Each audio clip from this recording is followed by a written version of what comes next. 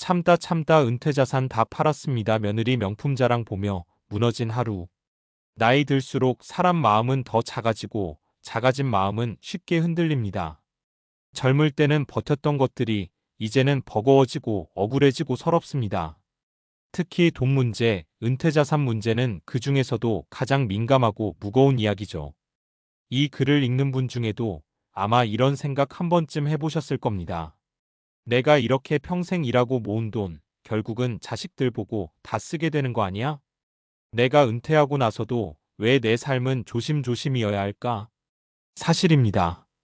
우리나라 노년층의 상당수는 은퇴 이후에도 경제적 독립을 이루지 못하고 자식의 눈치, 배우자의 건강, 갑작스런 병원비에 휘청이며 하루하루를 삽니다. 얼마 전 온라인 커뮤니티에 올라온 한 은퇴자의 이야기가 수많은 사람들의 공감을 샀습니다. 자신을 67세 은퇴자라고 소개한 이분은 아끼고 또 아끼며 쌓아둔 자산을 어느 날 다 팔았다고 합니다. 그 이유는 단 하나, 며느리의 명품 자랑을 보는 순간 마음이 무너졌기 때문입니다.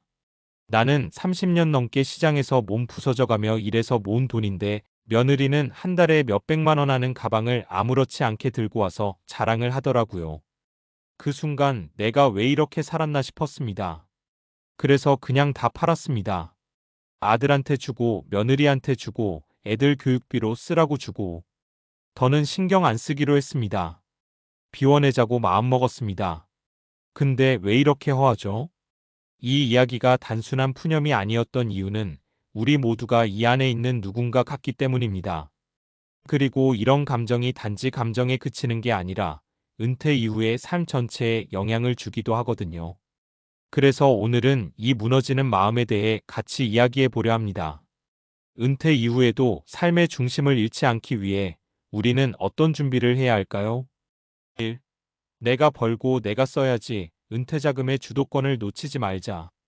첫 번째 사례는 65세의 장모님 이야기입니다. 딸 부부가 맞벌이를 하다 보니 아이를 맡길 곳이 없어 결국 손주를 봐주게 됐습니다.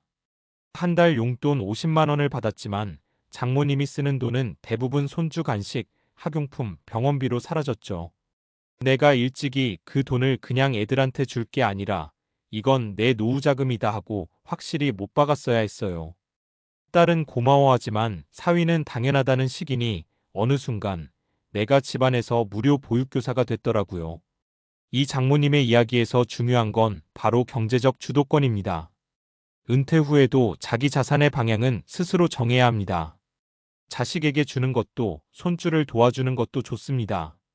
하지만 그게 선택이 아닌 당연한 의무가 되어버리면 남는 건 서운함 뿐이죠. 팁. 은퇴 전 자산을 나눠둘 때 생활자금, 비상금, 증여금을 구분해 두세요. 자녀에게 도움을 줄 땐 반드시 이건 내가 도와주는 거야 라는 표현을 하세요. 내 돈을 누가 대신 써야 할 때는 조건을 명확히 해두는 것이 현명합니다. 2. 정작 아플 땐 혼자더라. 건강이 돈보다 중요하다는 걸 뒤늦게 깨닫다. 두 번째 사례는 70대 초반의 김모 어르신. 자식 결혼할 때 1억씩 주고 본인 집도 전세로 돌려서 큰딸에게 아파트 전세금으로 밀어줬습니다. 그렇게 가진 현금은 바닥나고 생활은 기초연금 30만 원에 의지하게 됐죠. 문제는 몸이 아프기 시작하면서부터였습니다. 무릎이 안 좋아 병원 다니는 횟수가 많아지는데 자식들은 바쁘다는 이유로 오지도 않고 병원비도 엄마 카드 있잖아 한마디로 끝났다고 하더군요. 자식들 다 해줬으면 나중엔 챙겨줄 줄 알았어요. 근데 내가 병원에 혼자 앉아 있을 줄은 몰랐지. 돈도 없고 기운도 없고 서글프기만 하더라. 현실 조언. 자녀에게 재산을 넘겨줄 땐 반드시 노후 의료 비용을 따로 확보해 두세요. 장기요양보험, 실손의료보험을 준비해 놓는 것도 필수입니다. 가족에게 기대는 건 감정이지 제도가 아닙니다. 철저하게 준비하셔야 합니다. 3. 돈보다 자존심이 무너졌어요. 정서적 자산을 소중히 해야 하는 이유. 세 번째 사례는 60대 후반 혼자 사는 박씨 아주머니입니다. 노후를 대비해 꼬박꼬박 모은 적금으로 작은 전셋집 하나 구하고 남은 돈은 손주 돌보는 데 썼습니다. 그런데 명절에 아들 내외가 하는 말에 마음이 무너졌다고 하더군요. 엄마, 요즘은 부모님 뒷바라지하는 게 예전처럼 중요하지 않아요. 자식들도 각자 삶이 있잖아요. 너무 기대하지 마세요. 그 말이 틀리진 않지만 정작 기대하지 말라는 그 말이 가장 서운했다고 합니다. 그리고 그 순간 자신이 쌓아온 정서적 자산이 무너졌다고 느꼈다는 거죠. 중요한 조언. 은퇴 이후의 삶은 돈만으로 채워지지 않습니다. 친구, 이웃, 커뮤니티 등과의 관계를 돈보다 중요하게 여겨야 합니다. 작은 모임, 취미 활동, 자원봉사 등으로 나만의 역할을 가져야 합니다. 나는 아직도 누군가에게 필요한 사람이다라는 느낌이 노년의 큰 에너지가 됩니다. 그렇다면 어떻게 준비해야 할까? 자산의 주도권을 끝까지 놓지 마세요. 자녀에게 줄 돈은 줄 때도 조건을 명확히. 자신에게 쓸 돈, 예비비, 병원비는 절대 먼저 쓰지 마세요. 건강은 경제력보다 중요합니다. 매달 정기 건강검진, 실손보험, 요양보험은 필수입니다. 통증을 참고 일하다 병 키우는 건 결국 병원비를 더 키우는 일입니다. 감정이 무너지지 않게 정서적 관계망을 만들어 두세요. 지역 커뮤니티 참여, 평생교육원, 봉사활동 등을 통해 소속감을 갖는 게 중요합니다. 자식에게 기대는 사랑보다 친구와 나누는 정이 오래갑니다.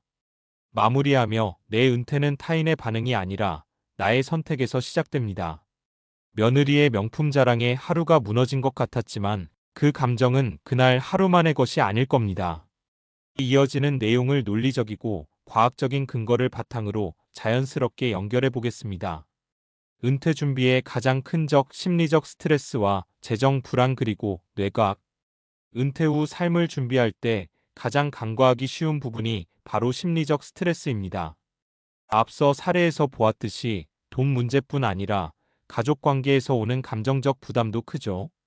여기서 중요한 과학적 사실 하나 알려드릴게요. 1. 스트레스가 뇌에 미치는 영향. 미국 국립정신건강연구소의 IMH에 따르면 만성 스트레스는 뇌의 해마 히포캠퍼스 부위를 손상시킵니다.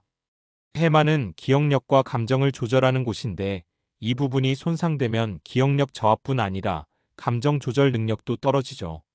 즉, 은퇴 이후 자산 걱정과 가족 문제로 인한 스트레스가 지속되면 단순한 마음의 문제를 넘어서 뇌 건강까지 위협할 수 있다는 겁니다.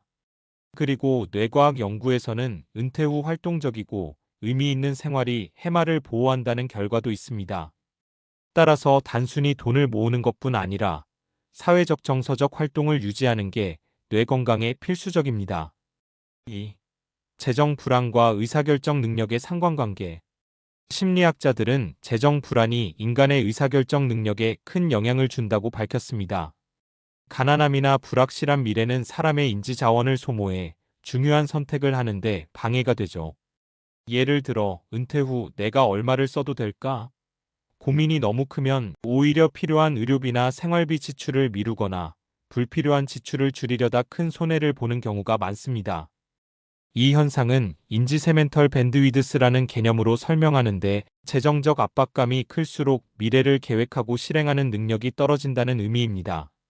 따라서 재정 관리는 단순히 숫자 맞추기가 아니라 심리적 안정감을 주어 뇌와 마음이 제대로 작동하도록 돕는 것이라는 점을 기억해야 합니다.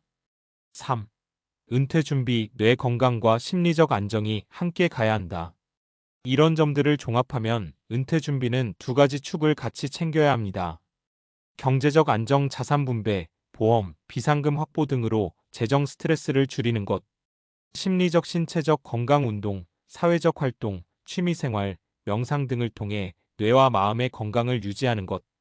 특히 꾸준한 신체 활동은 뇌 건강에 직접적인 긍정 효과를 줍니다. 미국 하버드 의대 연구에 따르면 주 3회 이상 30분 걷기 운동을 하는 노인은 치매 발병 위험이 크게 줄어든다고 합니다. 또한 명상이나 심리 상담을 통해 스트레스 조절 기술을 배우면 앞서 말한 해마 손상을 예방하고 감정 조절 능력을 높이는 데 도움을 줍니다. 결론적으로 돈 때문에, 가족 때문에 하루가 무너졌던 그 마음을 회복하려면 단순히 더 많이 모으자가 아니라 내 마음과 뇌 건강을 챙기면서 재정 관리를 해야 한다는 사실입니다. 내가 어떤 상황에서도 흔들리지 않는 내 삶의 중심을 잡는 것, 그게 바로 은퇴 이후의 진짜 준비라는 거죠.